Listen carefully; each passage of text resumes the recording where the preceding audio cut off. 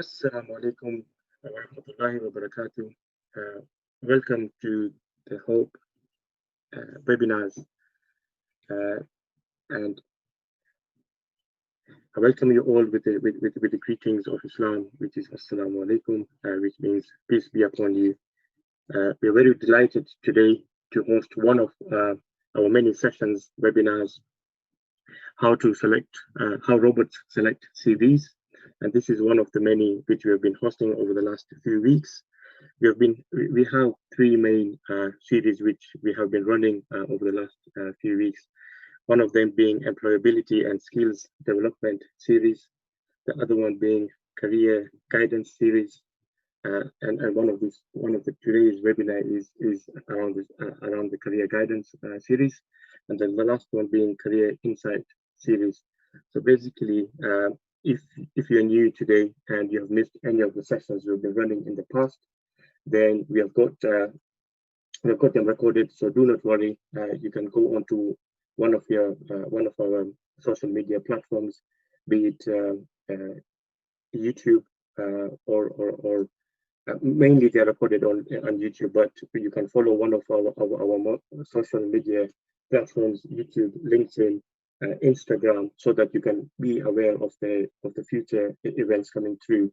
So today's series is more about career guidance. So basically, what career guidance series is it helps you for the future in terms of when you're looking for employment, or when you're or when you're trying to see what career is suitable for you. So today we will be concentrating in terms of how do we ensure that when you're applying for a job, the employer or the hiring manager, or actually the recruitment department or the HR actually gets the CV on their desks, so that at least you can progress to the next step, which is the interview phase. Sometimes you often wonder, I've had so many job applications, but why do I not get at least one call asking me for an interview?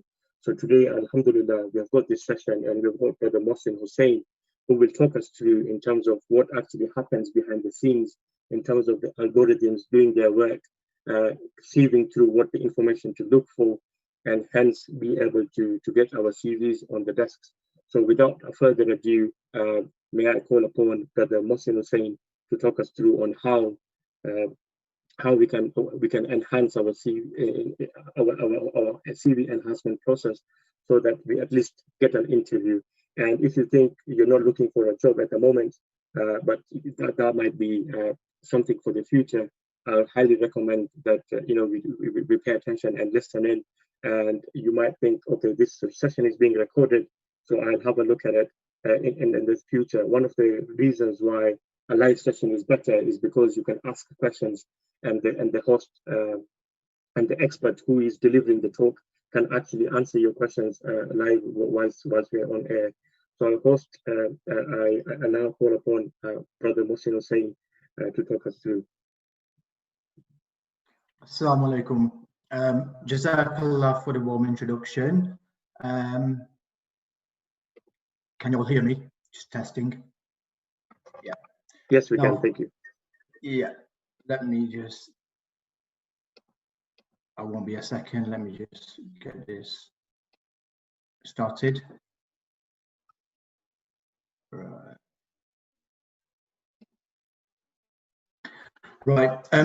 We've had some amazing webinars in the past few weeks. One of the very first one we did have was with Brother Mohammed in America. He talked about writing a compelling CV.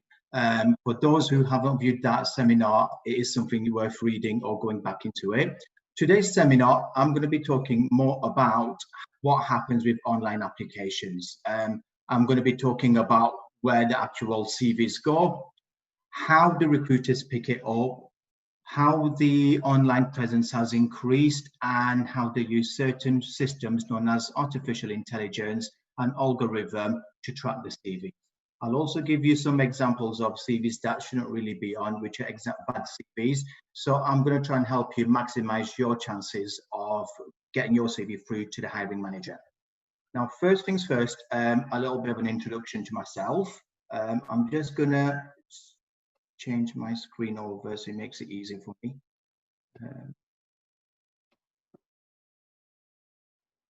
Now, first of all, a little bit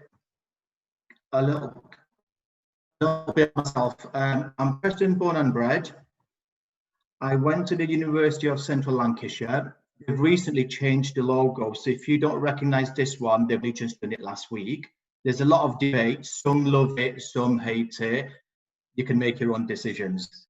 When I was selected to go to university, I wanted to become a graphic designer. That is what I wanted to do. However, what my family wanted me to study was either medicine, law, or accounting. I guess that's just the culture where they want you to become one of the three. Now, growing up, we never really had the support I needed in terms of the careers advice. We never had a school where we had a designated careers advisor. We weren't as advanced as we are now. So how did I select my course?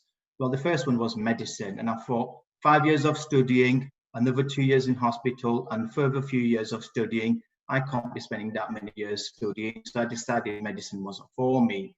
Now, law. My older sister was studying law at university, and I thought to myself, if she's going to get good grades and I don't, I have to report to my dad for the next 3 years, and that's not going to be pleasing. So I decided law is not for me. So the final choice I had was accounting. So I decided to study for a bachelor's of accounting at the University of Central Lancashire, and I got myself a degree. So what happened after university? Life after uni. Now, you've got to bear in mind, I was 2 decades ago, I studied. You can see a nice boat, P&O ferries. It looks like a nice sunny country, possibly India.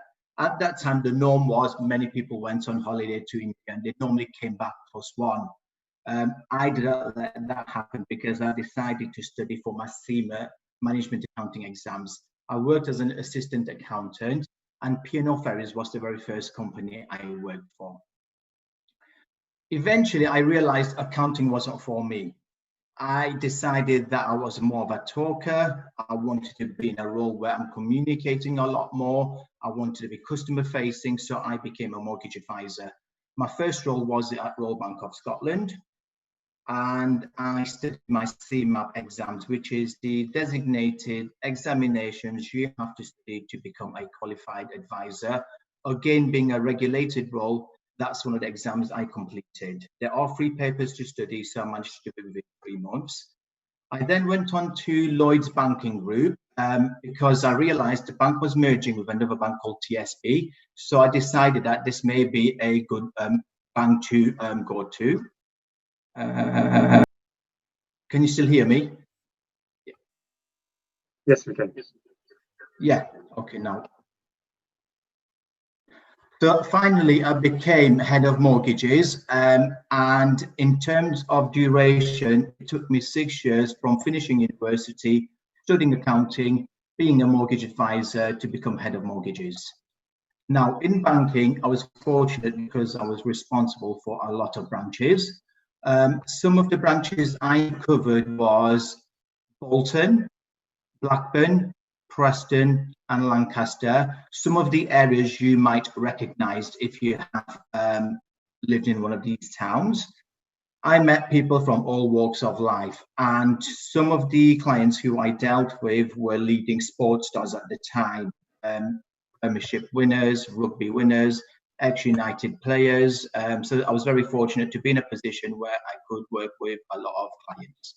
And now, after I finished banking, I decided I wanted more in my life. I wanted to do something where I can work for myself. So I decided to become self-employed. My hobbies and passions were bodybuilding. So I spent many years as a bodybuilder. So I set up my own gymnasiums. I set up 2 gyms within a space of 5 years. And even though I took a completely different career route, I continued studying. One of the things I studied was human physiology, which is all about biochemical functions of your human tissue and organs. I also studied exercise physiology, which is all about how your body reacts to certain movements. And finally, I studied nutrition. Although I spent 20 years working out, I spent 10 years running a gym. Finally, the age was creeping up, my bones were getting old, I couldn't compete with the young lads, so I thought this isn't what I want to do anymore. So my final stop, which is now, is working as an executive headhunter. Now, what is an executive headhunter? We basically go out and find a hidden talent. And what I mean by this is we go out and look for outstanding individuals who do not register their CVs with recruitment agencies.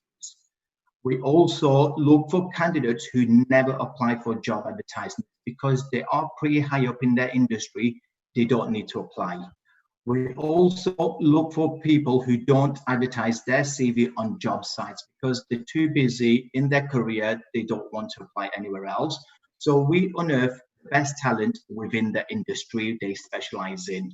We tend to work in candidate short markets, which basically means a lot of senior roles in specialist niche areas where you need to be highly trained, highly skilled, and highly educated to work in that position.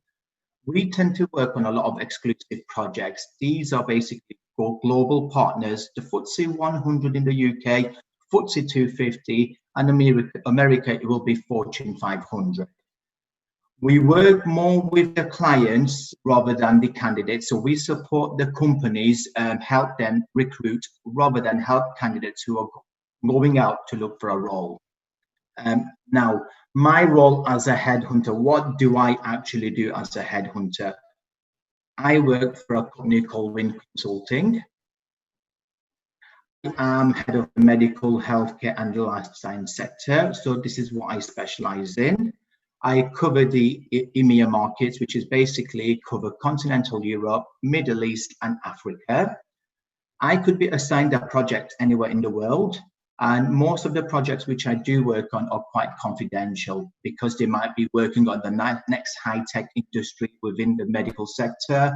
There might be certain laws where they don't want to disclose information. So a lot of the work we do is very discreet. The salaries could range anything from 50,000 and it could go up to 6-figure plus. And we as a consultancy could charge as high as 30% of the salary. So it is quite a delicate area we specialize in. On a daily basis, I have to monitor 650 to 700 of the leading companies within the medical and life science sector. And I have to keep an eye on all the directors, the vice presidents, market leaders. We call them the key opinion leaders who really make decisions for the actual company. I run psychometric tests. I do a lot of screening. I do a lot of interviews, and I shortlist a lot of candidates. On average, I could be looking at 200 plus profiles. At the moment, I'm averaging 3,000 plus. So I could literally go through 3,000 profiles from CVs received, or any recommendations or referrals have been given. And out of all them CVs, I could pick as little as 50 CVs, which is 0.025% of the acceptance rate, which is very, very low. Now, I'm going to give you some interesting stats for you to more or less understand how difficult it is nowadays. With the global pandemic, we are seeing that a lot more people are losing their roles. There's going to be a lot more redundancies. With the furlough ending this last week, we're going to see a lot of changes too.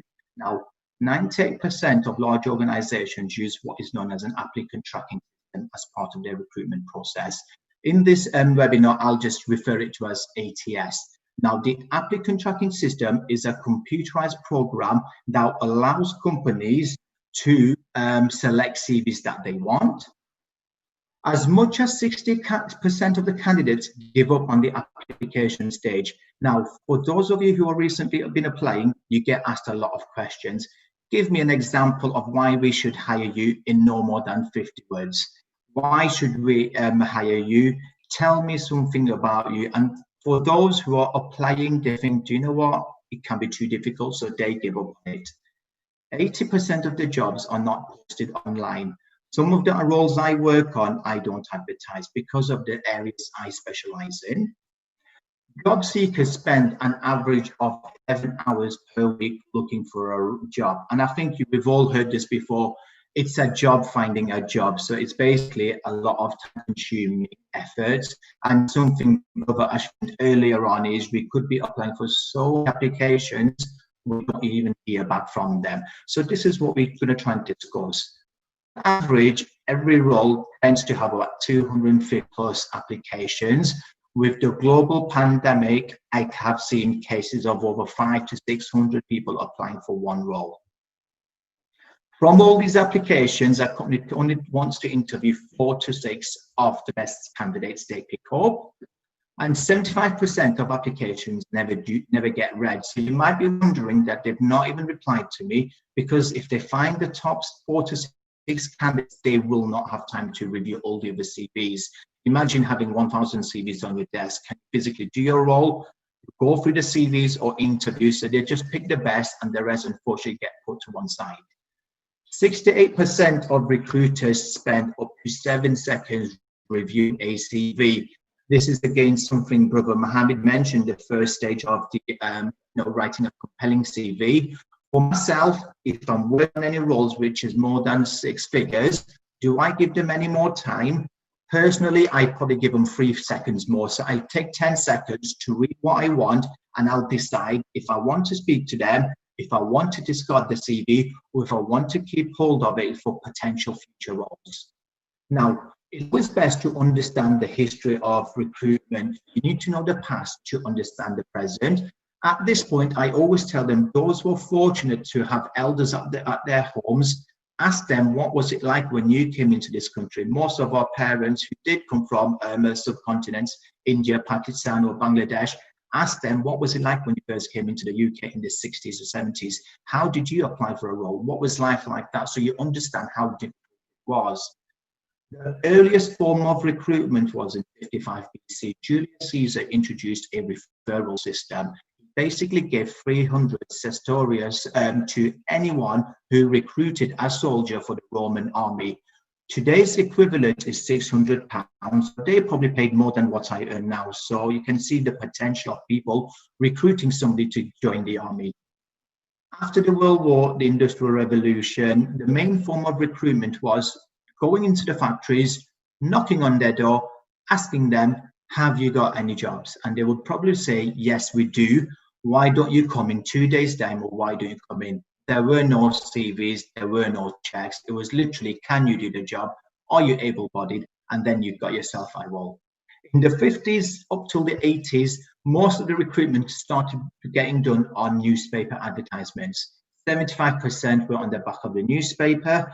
Now, if you look at this actual advert, which is one of the ones that was put up in the early 80s, it states enthusiastic young man needed, lady telephone receptionist needed. Now, if we look at the current laws, this is something that can't be put up. We are fortunate that there are 7 key characteristics that protects us, whether it's age, race, orientation, as well as a few other laws that protects employees now. So we are in a fairer system. Early 1990s, we heard of the World Wide Web. Those who are older sometimes call it the internet. I mean, for someone like myself, in the mid-90s, they introduced the very first job site, which was called Monster. It's still running and it's still active. Monster advertises roles. It also captures your CV, and they can use that as a platform to help support employers recruit. So recruiters could go to Monster and find CVs suitable for them. The very first contact that was done, which was all computer-based, was using email system.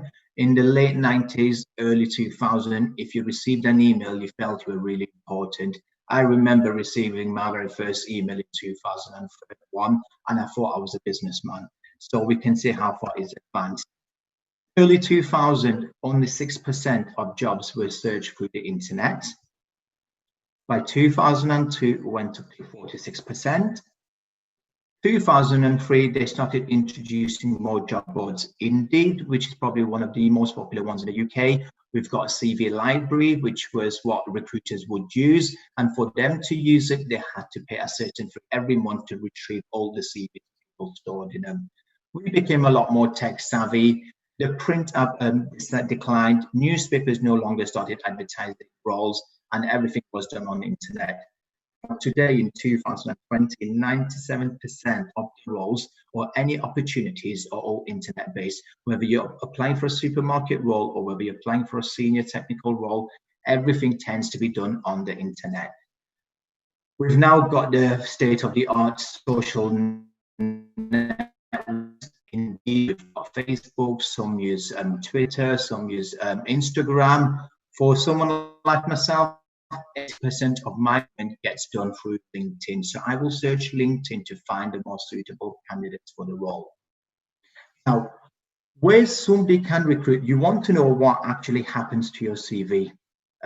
Who is actually picking up your CV? First of all, a company, let's assume today we'll use the term company ASDA. ASDA is going to be recruiting. Now, ASDA could use their internal sources. Internal could be the HR department. The HR normally tends to take care of grievance, disciplinary, holidays, staff, performance plans. They could also take care of recruitment. So it's one division that controls everything. Alternatively, they could have an internal recruiter. So it's just a separate body who will take care of recruitment. They don't deal with any of your personal matters. All they do is recruit for the actual company. And alternatively, the third stage within an internal company could be a hiring manager. Now, the hiring manager tends to be in a large organization where they have a lot of different divisions.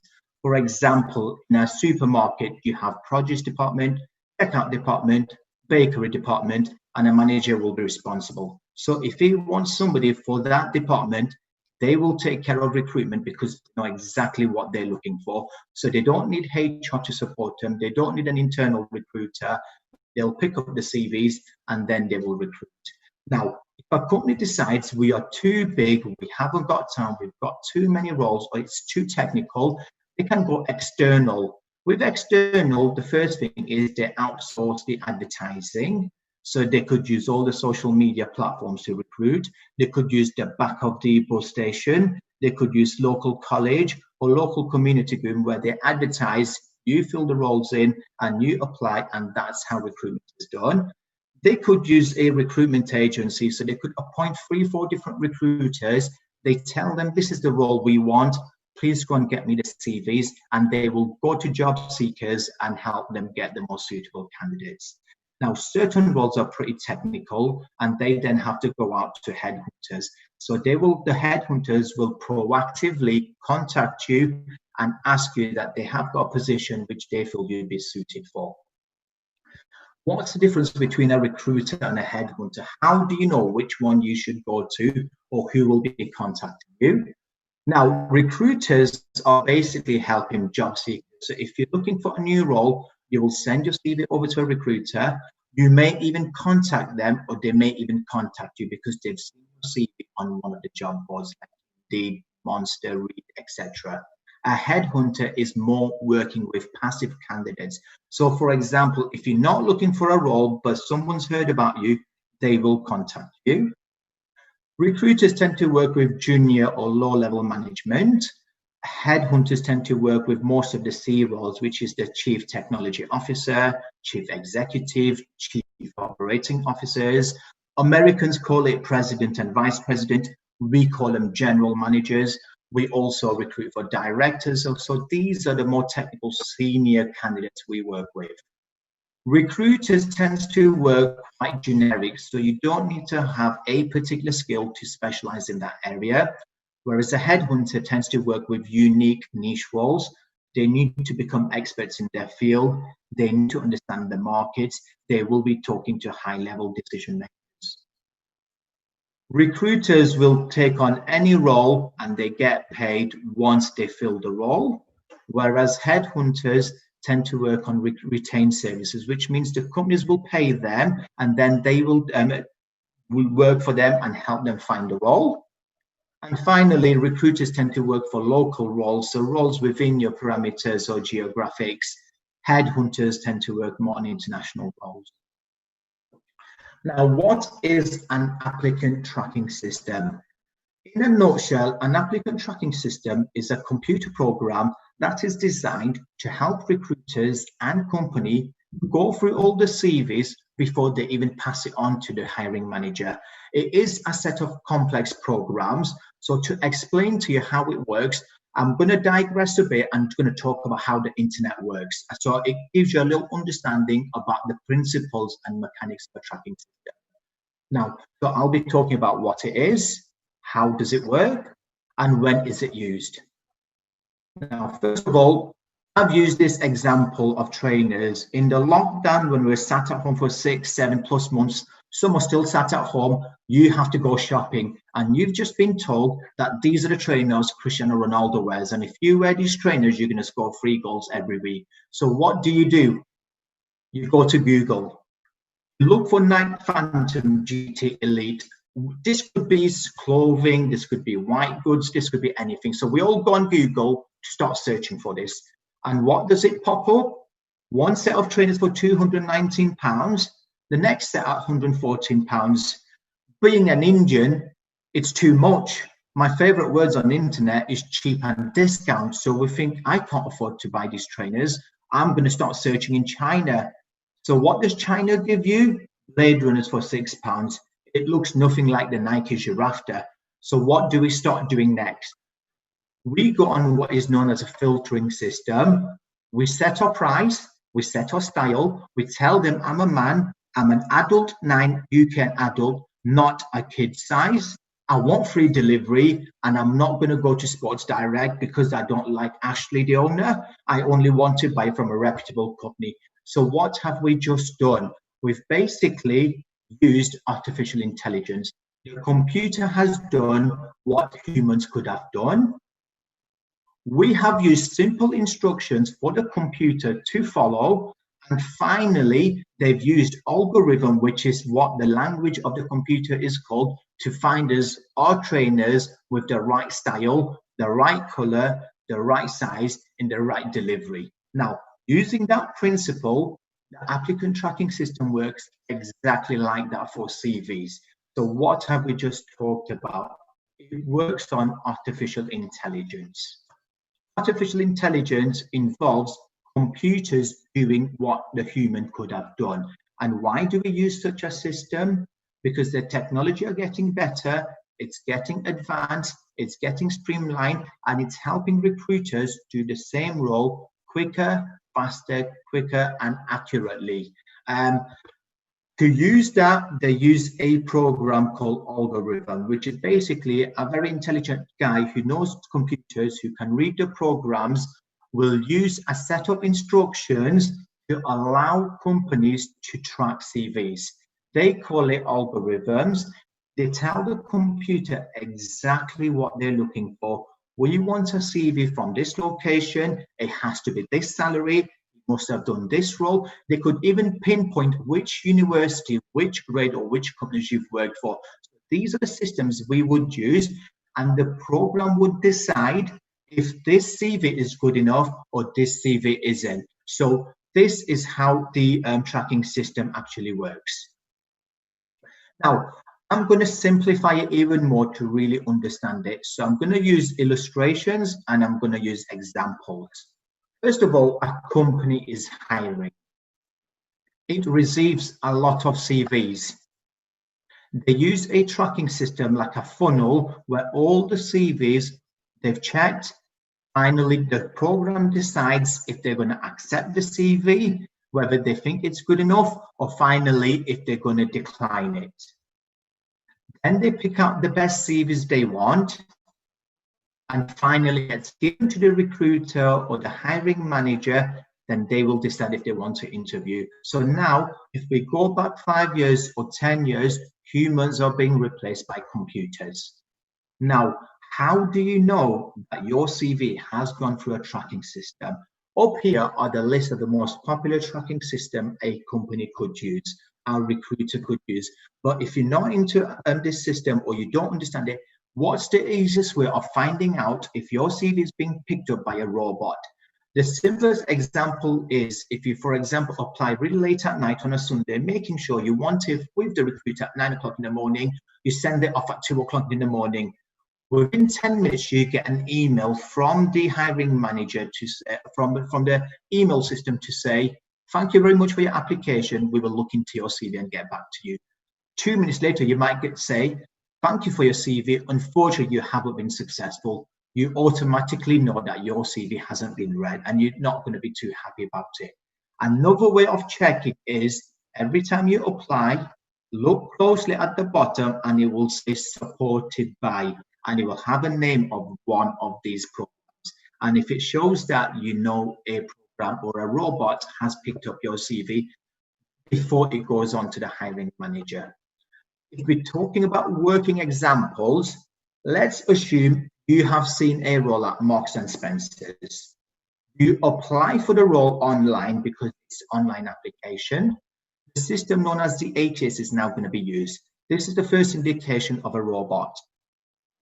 The ATS system will now pick up the CV and it will put it in different categories. Again, the robot is now controlling it, not a human.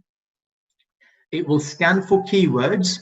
The robot knows exactly what it's looking for, and it will then determine if your CV is good enough for a recruiter or it's not good enough for a recruiter. What we need to understand is, what is the robot looking for? How do you know your CV is going to be agreed to the commands of the robot? Finally, you may get a telephone call from the interviewer. So this is the first stage of a human interaction. And if you are lucky, you get offered the role.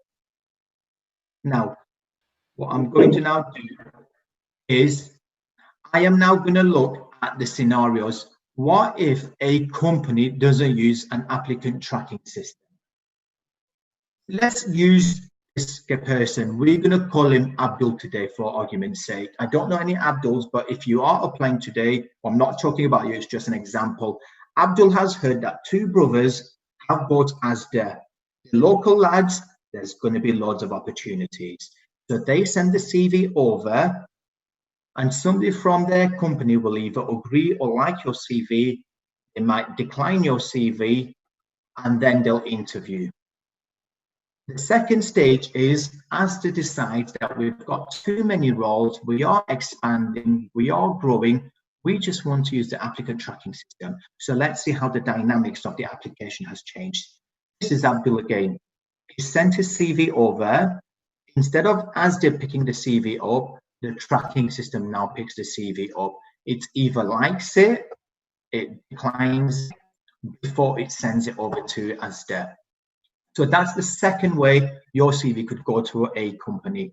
The third one is, if a company decides to use recruitment agencies, you will notice every time you apply for a role, it's by a recruiter, or a recruiter will ring you up. What happens here? Asda has decided they've got loads of roles in their Bradford. They appoint Hayes Recruitment because they want to get a recruitment agency to deal with it. They ring you up and say, we've got a fantastic role, we've seen your CV, you should apply. Have you got your CV? And before they can put their phone down, you've already sent your CV over. You tell your best friend Mohammed, just like an Indian, you tell Mohammed, I've got this fantastic role for Asda, they are growing, I've got a very good chance, and it's through Hayes Recruitment Agency. So what does Mohammed do? Like a true Indian, he also applies. He tells all his family and all his cousins, and they all apply. And more people apply. Before you know it, there's 500 CVs for that one role. And Hayes of hang on, I only told Abdul about this role. I've got 500 CVs. So they can adopt the tracking system. They'll choose the best 6, send to Asda. So that is how an agency works. Now, what does the applicant tracking system look for, and what does it pick up? First of all, it categorizes in 4 stages: personal details, education, work experience, and interest. What you think it's picking up may be completely different to what the company wants to pick up. For example, personal details. You could put your age down, your marital status, how many dependents you have, do you have any points on your license, religion, ethnicity, and your postcode or your address. What does the applicant tracking system read? It actually reads the value of your property. If you put your postcode down, it can tell the demographics, it could tell how many schools there are, it could work out how many private schools there are, and it can also work out crime rate levels. Certain companies use this to track the best applicants. Education. When we talk about education, we can talk about your schools, your GCSE grades, your A-level grades, the university you went to, whether you went to a Russell Tier 1 historic university, whether you went to an old polytechnic, what degree you got, And if you've excelled in uni, you will normally get a Dean's Award. Now, what can it print out? It could literally tell them just by looking at your grades, if you're a high achiever, if you are the person who will pass all your exams the first time around. So if they are going to invest in you with professional examinations, will you pass them straight away? What classification you got and which university you went to? Did you go to a good old university or did you go to an old polytechnic? Now, work experience. When you go for work experience, you put down your employers, you put down how long you've worked for them, you put down your job title, or you could put down if you got promoted, and you tend to put at least the last 7 years of your employment. Recent graduates may not have that, so it's not applicable. For those who've been in employment for more than 7 years, they'll always want to know what you've done since you've left college. Now, what does it actually pick up? It's a very clever system where it could tell them exactly how loyal you have been with your employers and what your commitment levels are. They could do this by looking at how many years you've spent with your previous employers. They can also check, are you the type of person who's going to progress? And that could be done by using your job title, how long you've worked there, and finally, it can look at your salary and industry benchmark. Brother Mohsin, before you continue, I have a question. So, sure. Looking at the stats at the moment, so what we are saying is that most of the applications where the number of applications is higher, they use this applicant tracking system. Do we know what percentages do we have, I suppose, of the number of applications using that system, or is it as and when the recruitment or the companies want to use it? Most companies that apply, if you apply for a role online, the simplest way of finding out is they normally ask you certain questions. Have you got the last 3 years experience? Have you got this or have you got that? So you know that they are using an applicant system. Normally, I would say 97% of most companies use an applicant system, some way or form, whether it's NHS or a private sector. So a lot of companies have adopted a system where they can track the CVs, or alternatively, they use recruiters who do it for them. So there's quite a big proportion who are now using this system. And is the 3%, am I right to say that is the 3% is where your role sits in, or your colleagues' role sits in? Yeah, the small 3% could possibly be, let's say, your local taxi drivers, you might be your takeaways, or small companies who have about 3 to 5 or up to 10 workforce where they don't need a tracking system in place because they can cope with the numbers of CVs they get in, or companies who don't actively recruit. Most organizations tend to use the system because they want to be advanced, they want to get the best staff in. Sure. Okay. And a couple of questions which have come in from the audience as well. So maybe I might as well just ask you those. Yeah, sure. So one of them is, what is the main criteria to be headhunted by an executive a recruiter like yourself? Right. I work in the medical sector. One of the criteria I have is I follow all the top directors of that company. I basically follow all the senior business development managers. And in the industry, we always talk. If you're good at your role, we will talk about you and we will know about you. If you notice, I go through a lot of LinkedIn profiles. And if you're successful, your name will be mentioned. Or alternatively, the best one for us is LinkedIn. If you're a professional, you will be on LinkedIn. If you don't put yourself on LinkedIn, you're basically not going to allow a headhunter to capture you. And what we then do is use this format to look at your grades, which university you've been to, which company you work for, have there been any gaps in employment? So we will find you. If you're good at what you do, we tend to find you. Okay. That is what a headhunter does. And I take it you do that manually, right? You don't use the applicant tracking system. Sorry? I take it you do all that manually. You don't use the applicant tracking system using the LinkedIn profile. I mainly, because headhunters, we mainly do both. I will also receive certain applications when I apply for a neuroscientist or a neurosurgeon. I will still get CVs, but so that I'm not taking too much of my time, I will set the criteria. Do you have 5 years experience? Have you worked for this hospital? Have you got this experience? So before I even look at the CV, I will already have the answer popping up that will tell me yes, no, no, and then I can either pick it up or I don't pick it up. So we use the applicant tracking system. I also use the manual system, but what we do is very similar to the tracking system. So yes, it works both ways. Sure. Do you want to continue? Sorry? Shall I continue? Yes, please, yeah. Sure, let me try and hide this thumbnail. So now, interest is pretty important because what we can tell is what class system you belong to. Now, compare your personal hobbies to somebody who is basically affluent.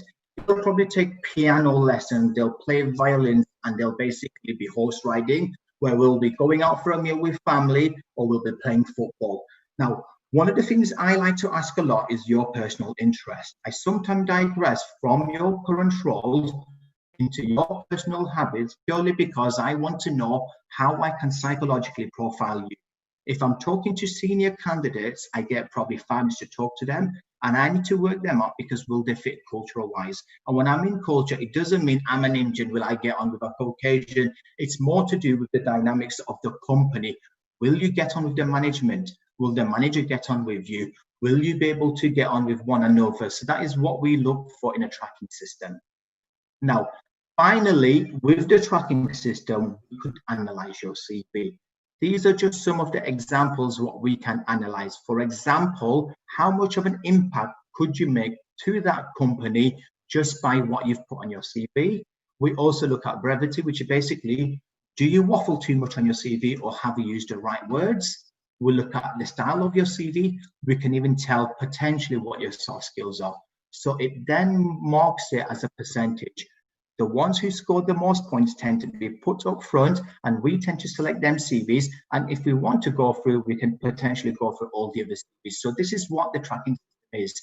They can be more complex and more technical. The more they want, the more they can add onto the programs.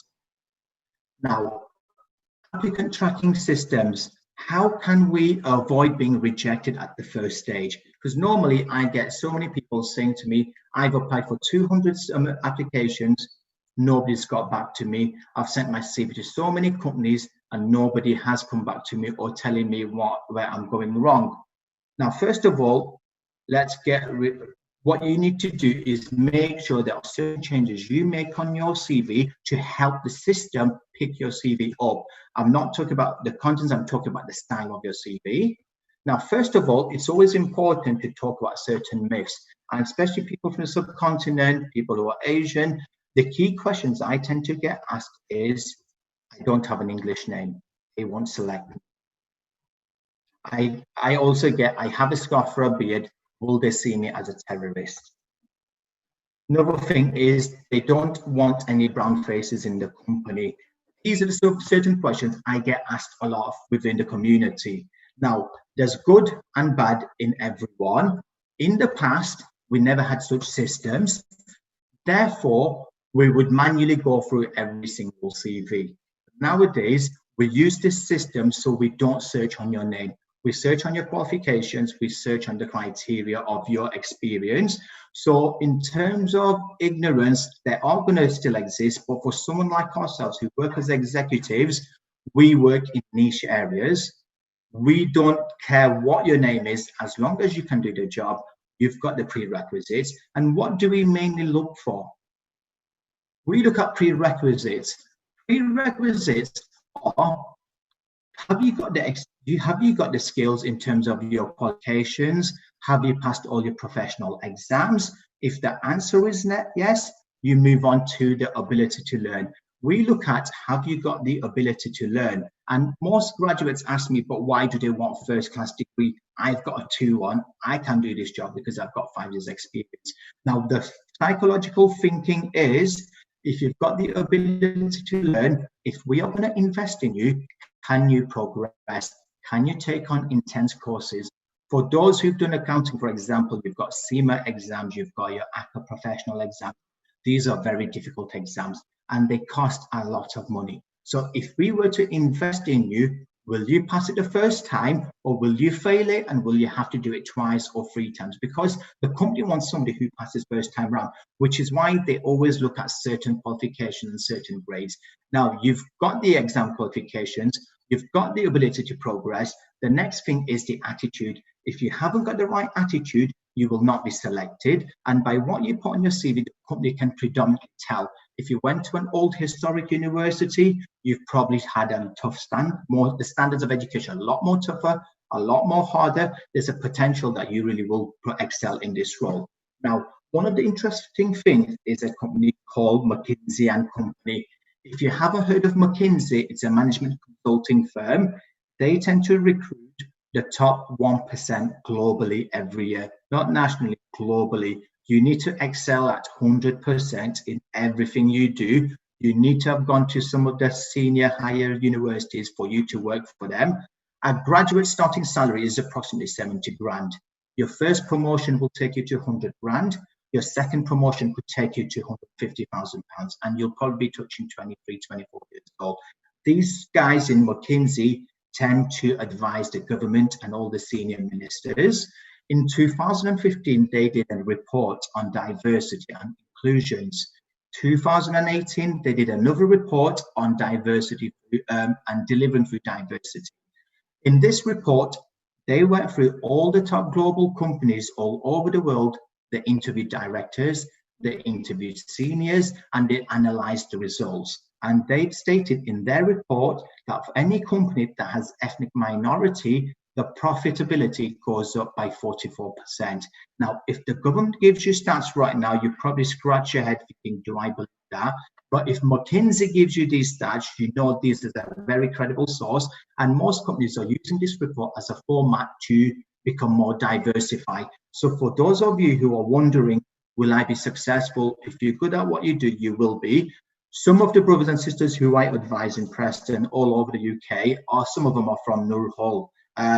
They are good at what they do. We've got some leading cardiologists, we've got some accountants, solicitors. And when I look at them, they have a big beard, are true ambassadors of Islam. And if they've been successful, I'm pretty sure we can all be.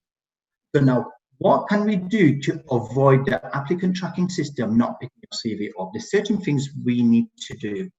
First of all, on a CV, less is more. We tend to think the more we put down, the higher the chances. It's all about quality rather than the quantity. You need to avoid using certain systems that already have populated CVs. So you just keep your name in, your qualification, it gives you a fancy CV with colors. It doesn't really work. We recruiters always say, send your CV Word document and not a PDF, because most companies will format it on a Word document before they send it off to their clients. So if you are applying online, try and send it through a Word document file. It's easy to pick up, it's easy to read. There are, however, exceptions to the rule. For example, if you've got the email address of the hiring manager that you know it's going to reach him, then send it off by PDF, because sometimes converting PDF files into Word documents can basically miss certain information out. There are certain roles like graphic design, fashion, art, where you need Illustrator, you need to go on a PDF, that's acceptable. A general rule of thumb, we always say send it off using a Word document. Use simple formatting. We always say simplicity is the best form, because it's a computer that's reading your CV, not a human. Resist putting fancy borders, shading templates, putting different colors, because the tracking system may not pick it up. It might not know what a border is because it's not programmed to pick up a border. It's only programmed to pick up words, so it might throw the system off guard. Label your CV with work experience, education, and conventional simple to follow titles. These can be personal summary, write a 4-sentence paragraph or a little bit about you. Education, if you've had any grade A's, any grade A stars, any 9s and 10s, or any first, put it down, because it will put your CV a lot higher than those who haven't. Put your work experience down, and then put your interests and hobbies. Right formats, the right font. The applicant system uses what is known as an optical character recognition system. It picks up certain texts, certain characters, and certain words. Before we had this system in place, when we ever filled in an application form, it always said use black ink and use block capitals, because when they used to photocopy it, it was easier to pick up. The same system used the right fonts. The sans serif fonts you want to pick up should be clean, crisp, and easy to read. Some new fonts can basically turn into little characteristics. So make sure that characters are all traditional fonts that have always been used, so it doesn't misrepresent it. The most popular ones we always say to use on your CV is Calibri, Arial, and Tahoma. So best thing to do is when you next go on your CV, have a look at the fonts you use. It might not look the prettiest, but the tracking system can pick it up. And basically, don't go for fancy scripts like Sego script. It will never pick it up. So these are the main fonts you should use on your CV. Now, relevant job titles. This is quite crucial because the tracking system picks up your job titles. Don't use fancy or ridiculous titles on your CV, even if your company gives you one, because we want to go for the most traditional and conventional job titles we have. Recruiters use what is known as a Boolean search. So we will only search for certain keywords and then we can pick up the CV. For example, I've had certain accountants who call themselves number crunchers. I understand you're a number cruncher, but just stick to an accountant. I'll be talking about number cruncher in my next slide. Some people call themselves marketing gurus. Just call yourself a marketing executive. Brand champions. Really, you're just a product advisor. If your company gives you a fancy title, fantastic, but on your CV, use for the most suitable title because that is what gets picked up. If you ever worked in Apple, and I love them to bits because I'm always going to them, they call their staff geniuses because they are actually geniuses. They will sort your laptop or your computer or your phones out. But really, you're a technician, because a recruiter, if they are searching for a technician and you call yourself a genius, you will never be picked up, no matter how good you are. So always use the most traditional title. One of the questions I would probably get asked is, but my company calls me a genius. What if they call me in an interview and say, well, sorry, but you're not a technician, you're a genius? And the simplest answer is, I've used the most suitable title, which would help me gain a role because of the systems that's in place. Sandwich artists. Some food servers like at Subway call their staff sandwich artists. Really, you're a food server. Entrepreneur and CEOs. I get this a lot. Now, when I'm looking for a CEO, I'm looking for somebody who's on six-figure salaries, somebody who's traveled the world, somebody who manages 300, 400 staff, and somebody who has a multi-million-pound project on case. Sometimes I've had CEOs, a brother or a Muslim sister, and I really rub my hands and think, a CEO living in Bolton or Preston, let me see who this is about. I'd love to give him a six-figure salary. Then it's a local brother doing deliveries of his own van, or he's running his own news agents, or he's got his own cake business. I understand you're an entrepreneur, but for me, a CEO is somebody who is basically on a six-figure or a senior role. Now, what tends to happen is, if I still pick this CEO person who's only a delivery driver, I will blacklist that email, so I don't pick that email up again or that CV up. So just call yourself a sole trader, self-employed. There is nothing wrong in giving yourself a generic title. Do you want to increase your chances of being picked up by the system? Some people call themselves the special one. I think today he really was the special one. Call yourself a football coach. Some call themselves the normal one, more like he's the special one, and I don't support Liverpool at all. Using keywords. The tracking system basically picks up certain keywords that matches up to the job description. Brother Mohammed explained this in his first presentation or webinar, so it's worth going through that to recap, so I won't talk too much about this. They score your CV on certain point system based on your qualifications, your skills, job description, and they link what points they want to give you. CVs that score the highest point are passed on to the recruiter. Some of the CVs people send over, they may never get read because they don't score the highest points. And what you can do is there are certain things known as CV scanners. It helps you put your CV on there, you put your job spec down, and it will basically tell you what keywords you need to put on your CV to maximize your chances of going up the pile. So it's always best to download a CV scanner, put your CV, put the job description, and it will tell you what you're lacking or what you're missing. So it's there to support you. Now, this tool will optimize your CV, give you the best possible success rate to maximize the chances of being picked up. Now, brother Mohsin, just a question, if you don't mind. Yeah. So yeah. I think it relates to the last point which you just mentioned. So a brother is asking, if you are a job seeker and currently employed, if you would like to change employment to gain higher position, what can we do on the CV to make it stand out to employers or recruiters? I think one of the things I notice all the time is we always put the job description on our CV because that is the role. Now, what you need to do is put down facts, figures, and statistics. Recruiters and headhunters want to see what impact have you made. So, for example, if you are basically working in a call center, they don't want to know your job description because we can Google your job description. We want to know what your service levels were, how many calls did you answer, what your complaint levels are, or what impact or what changes did you make. If you're working in a sales role or if you work in retail, you want to put how many people you basically served, what changes did you make, how much income did you bring in. So the simplest term is, instead of putting your job description, talk about the stats, the performance, the figures, the things that the job description don't tell you. Tell me something that I don't know about you with the impact you've made.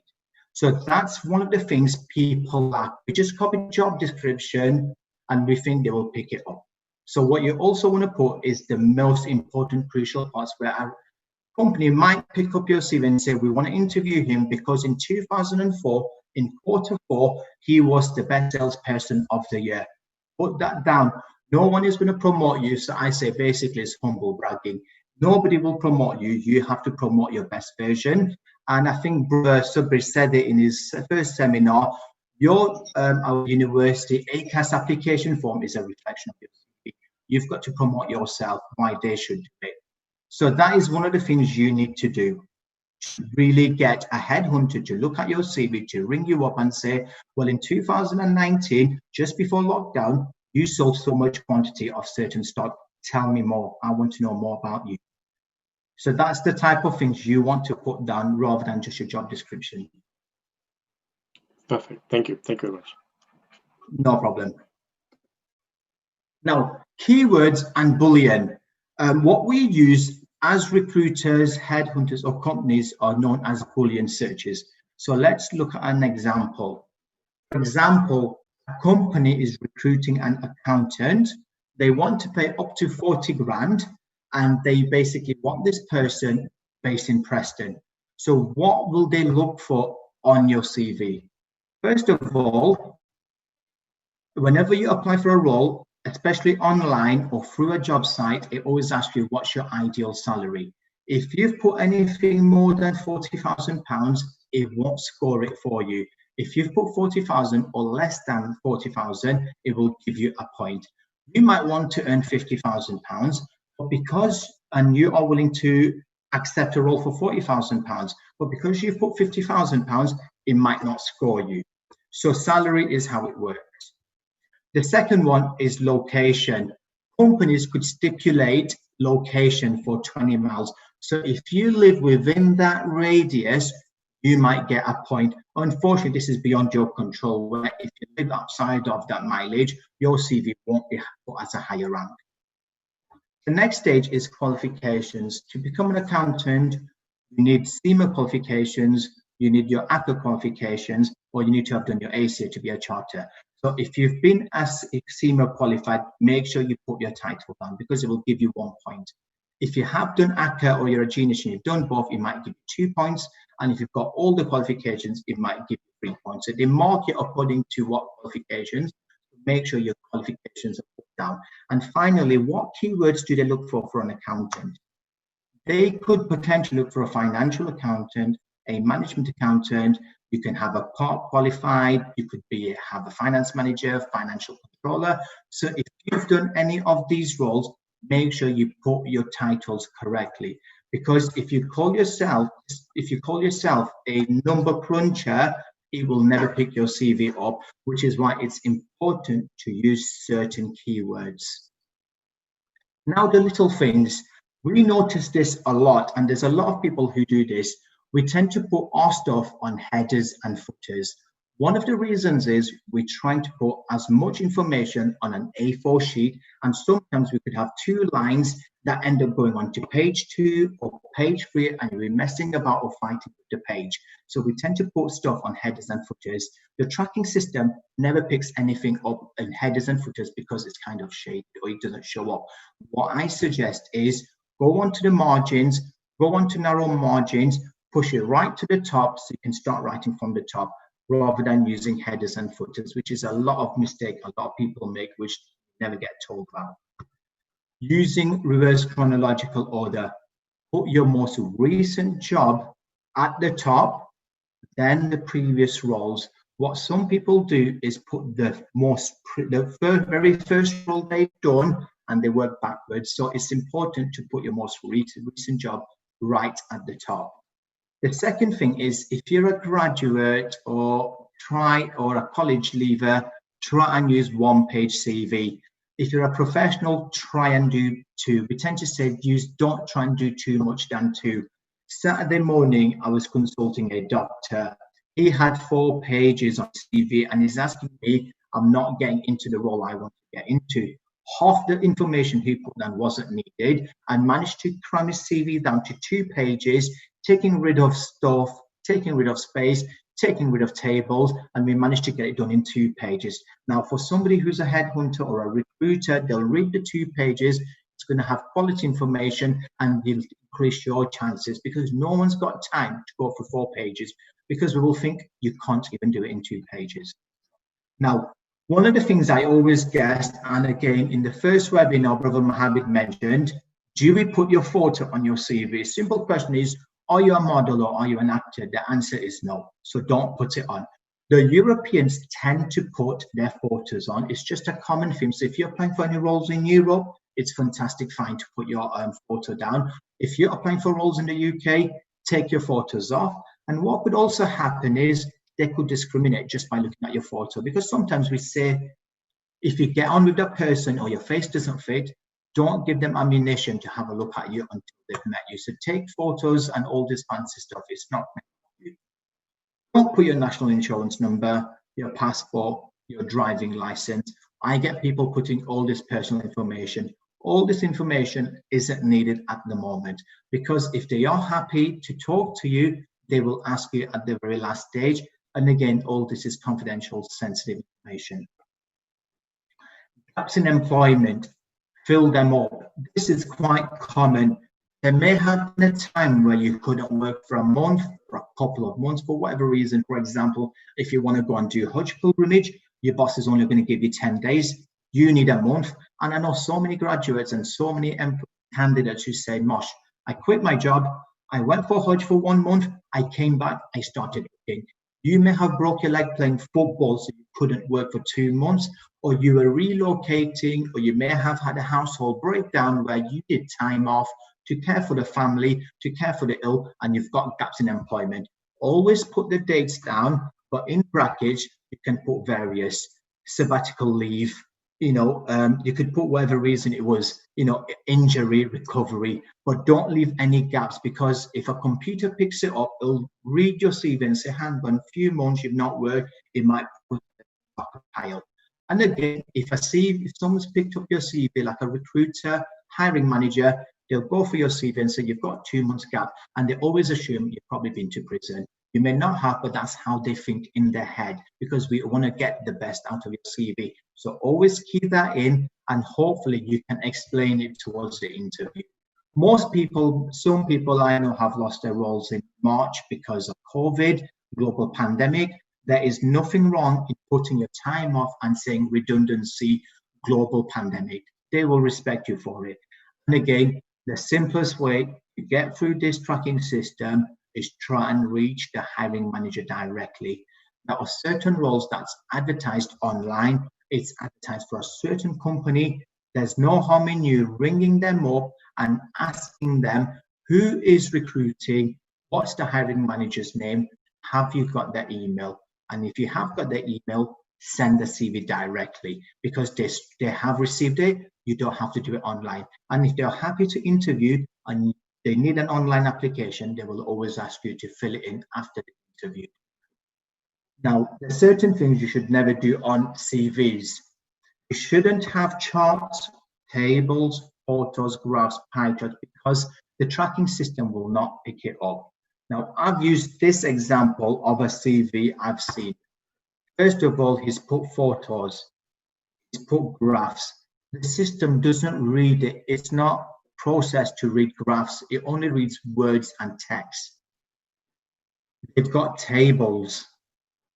They've got charts. They've put logos on companies. It will not pick up a logo. It'll just pick up the words.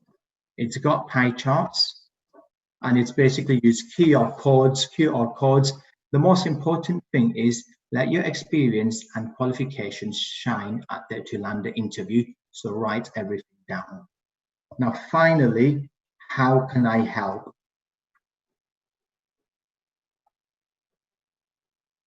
I'm going to be sending this presentation over to Team Hope email address. Rather than sending the presentation, I'm going to do it as a form of a guide. It will allow you 10 days. Allow me 10 days to format it correctly. So when you do receive it, you can literally read everything on this. I am happy to provide advice on career matters. Normally, I've started running Saturday clinics, which is completely free. I will help you review your CV. I help you with interview tips, interview questions, psychometric testings, and I'm doing it through appointment service. I tend to have about 10,000 plus connections within LinkedIn. Is there anyone I can recommend you from my LinkedIn connections? And what I can also do is recommend certain specialist agencies that work within your sector. Is there anyone that can help you? And if you need to get in touch with me on LinkedIn, if you just look for my name under Win Consulting, you can do so. Now, one of the things I always get is how can I improve? How can I do well? And the simplest answer is read. I mean, I notice predominantly in this Indian culture, we don't tend to read a lot.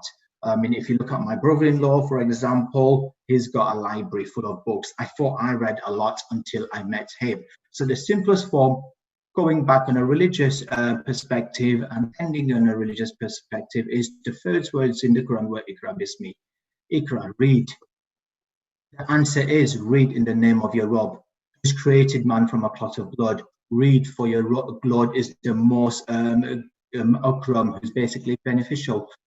Read, who taught you by pen and taught you what you didn't know. So even going and ending it on an Islamic perspective, read, educate yourself. If you want to excel, study your subject more rather than doing other pursuit matters which may not benefit you. This ends my presentation, and it's a case of questions and answers. Yeah, sure. Thank you very much. Very, very, very good. And the way you went through it, really appreciate it, because sometimes when I used to do apply for the roles, I always wondered why my CV was not being selected. Now at least I know the process, and I'm sure the audience does the same. And hopefully we won't fall into those bear traps anymore, thanks to your advice and guidance. I've got a couple of questions from the audience, if I may. So one of them is, what impact have you faced as a headhunter since the current pandemic? Right.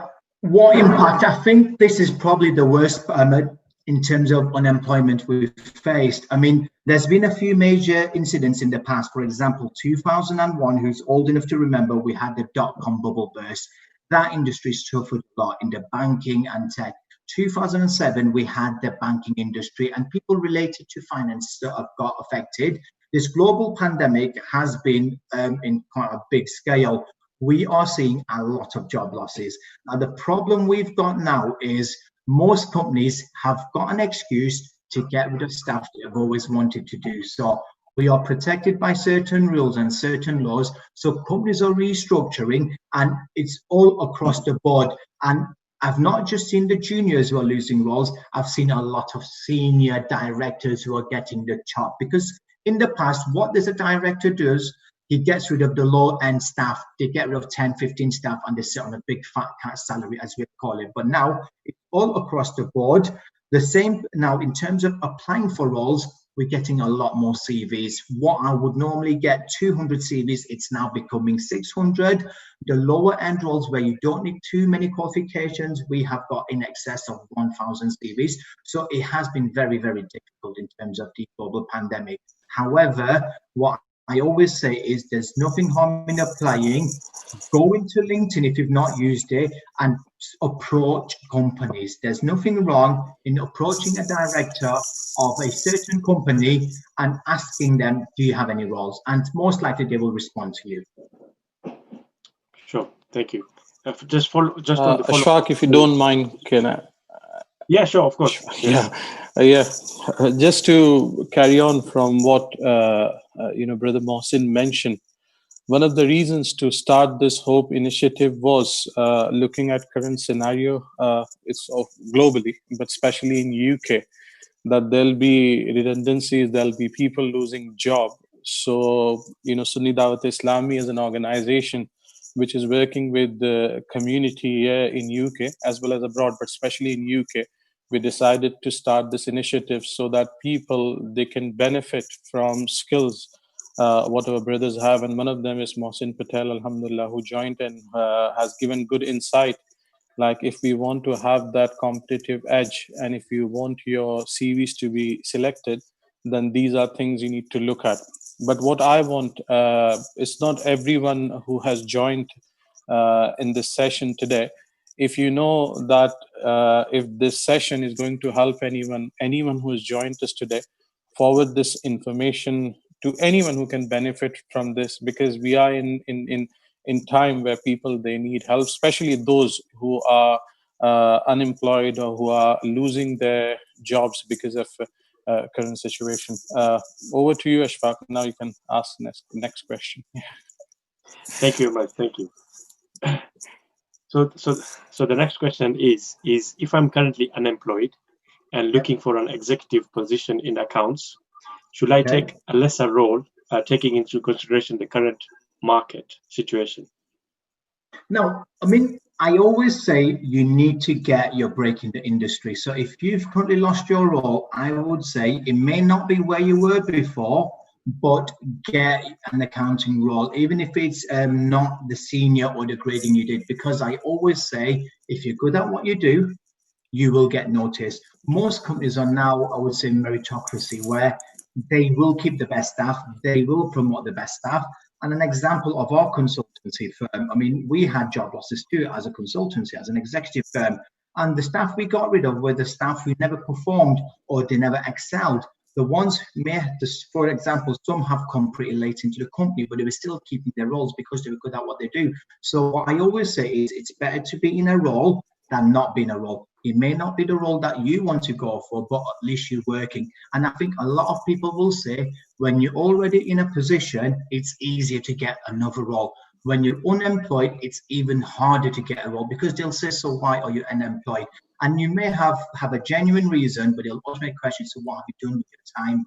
Why couldn't you get a job? Even if it's working in a local office, get yourself that role, or continue applying. And people understand the global pandemic, so it's not going to be it's not going to be detrimental to your CV. Sure, thank you. Another question is, if I feel that after reading the job description, they can do the job and fancy applying, but they don't have the 2.1 degree qualification, do they still apply and go for the role? It's one of them things. The more you apply, the higher the chance of increasing. Now, one thing I always say is there are candidates out there who may apply for senior positions, One of the things you want to look at the job description, as I've mentioned, and again in the very first webinar when we talked about CV writing, is look at the keywords. If there's anything you've done but you've not been paid for that role, put that on your keywords underneath your summary. So underneath your summary, put the keywords, pick the words that they are looking for and transfer it over and go for the interview, because there's a possibility that they will like your personality and they will shine. A good example for me is when I worked as a generic recruiter prior to working as a headhunter. I was recruiting for a role for about 35, 40,000 senior role. I got a lot of CVs, but there was just one CV I really liked. And it wasn't because of his qualifications. It wasn't because of what he did. It was because of his interest and hobbies. He was a brother from Burnley, and all he wrote was, I like to take an interest in current affairs. I like to read the newspapers. During my summer holidays, I went to Vietnam and I helped build huts. Help them build a little hut that gives them a little place to stay.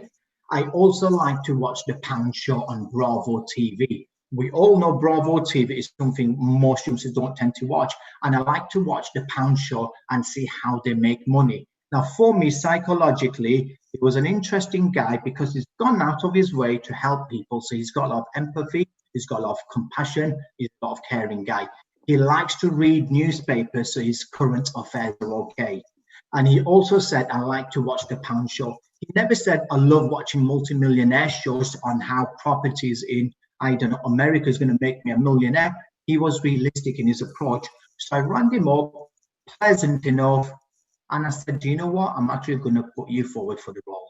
And he managed to get the role because his personality was just amazing. Just a nice, polite, friendly guy. So there is no harm in applying. But what I always say is, if you're going to apply for a marketing role, make sure you use the marketing words, the SEOs, AdWords, whatever the marketing language is on your keywords. If you're going to apply for a legal role, make sure you use the legal terminology on your CV, because what we are doing nowadays is we're using the same CV, click, click, click, click, apply for 10 roles, hoping one will come through. But if the job ad and the keywords do not match up, your CV will not get picked up. You've just wasted your time. Sure, thank you. So personalize your CV based on the job you're applying for. Thank you. Absolutely. And I think you did offer, you said you have Saturday clinics between 9 and 1. So if people wanted to book an appointment with yourself, how do they go about it? I think there's two ways doing it. I mean, towards the end, I can send my personal details over to the email or, the, organizers of Hope. And they can send in a little request of, this is my problem, this is what I want help on. And what I tend to do is booking appointments, completely voluntary. I'll help you with your CV, I'll help you with interview questions, especially for graduates when they ask certain questions. Or alternatively, if you use LinkedIn, by all means, you can add me on and I can help you. And finally, because of COVID, we've got quite a lot of measures in place. But one of the things I wanted to offer was I would have a clinic in every mosque or every community on a weekend. I can come down, we have social measure distancing, and I do a 15-minute slot with everyone who wants on a confidential basis. But again, that's all related to how COVID works. Sure. Anything from you, Akil? No, yeah, that was it for me. Well, I've got, okay, Jazakallah. I've got one question. If someone has been in certain role for a good few years, is it the right time for him to search some new role? I guess it's $1 million question. It's like, when should I apply? It all depends on circumstance. What I always say is read up on the company, do your homework, and the most important thing, which we miss out, is the culture of the company. You need to understand if that company will work with you and it will support you. And if I always say, look at the stability of the company. Because right now with COVID, they might take you on and in 3 months, they might get rid of you. But if you feel that role is suitable for you, there's no harm in going for an interview. Then if you're offered the role, you can decide yes or no. And again, there's always guys like me who can always support you and give you advice, because we always have a lot of intel information on every company.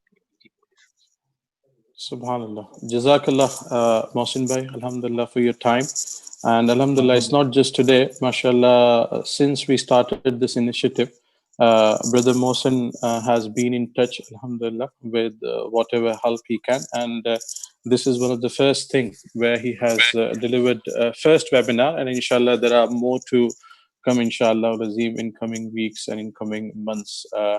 We've got Arif Bhai, Alhamdulillah. He joins these sessions, but always he's there. But today I want him to say a few words, inshallah, before we conclude this today's webinar. Arif Bhai, over to you. Ji, Assalamu alaikum wa rahmatullahi wa barakatuh. Wa alaikum assalam. MashaAllah, it was a pleasure to listen to Mohsin Bhai, and I don't know where Mohsin Bhai has been hiding.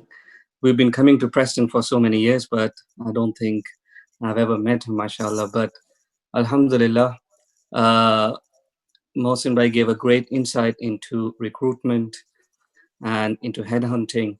And I know some people who work at the job center and they were taking tips. So it would greatly help them, mashallah.